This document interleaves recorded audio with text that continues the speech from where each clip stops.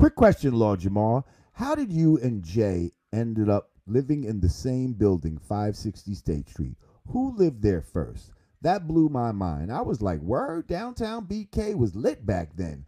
I would think y'all lived in the city. Coding phase. Thank you for that question. Um, that is a pretty good question. Actually, I lived there first. Um, I found this fucking spot.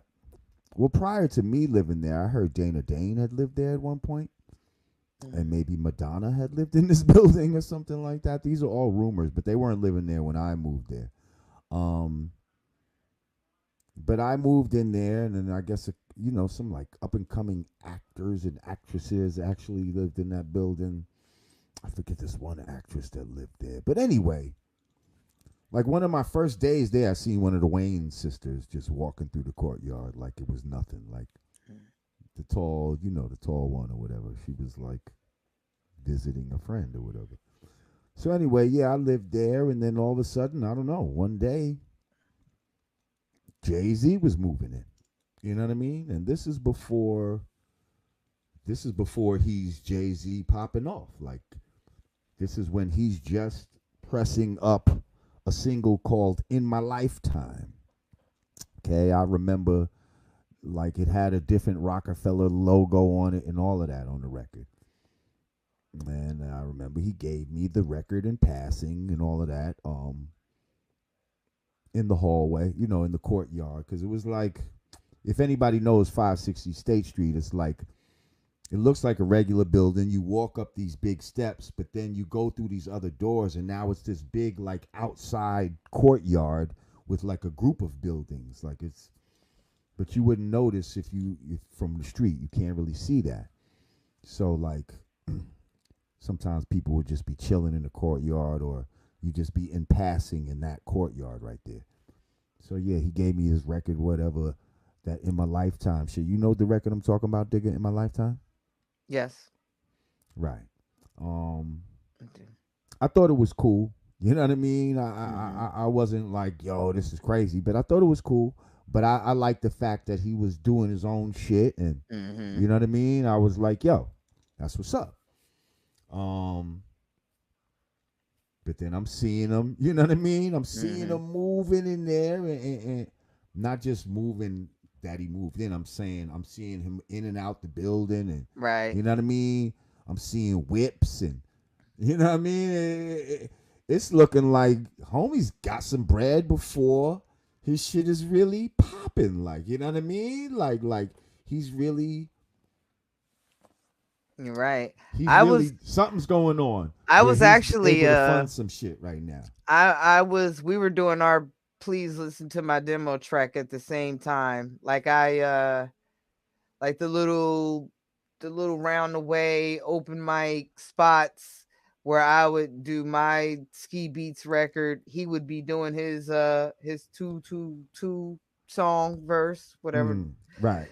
And yeah, and like Ski did all his early production, and when I was and Ski did my demo before the demo that I sent to Q-Tip that eventually got me signed to Q-Tip. But yeah, I would be coming, Ski would be going, and vice versa. And I was pregnant, and Jay, yeah, Ski, I would, me and Jay, we were just like always passing each other, coming, going, working with Ski, end up at shows, and I'm like, "You're a billionaire, and I'm not." we started at the same damn time, but nah. I mean, it's just it's crazy to see people you know like after the fact, like everybody that you were on your journey with, and just kind of see where everybody lands. Right. Well, see, I remember one day I sees him, and he's like, "Yo, I want to play some shit for you." You know what I mean?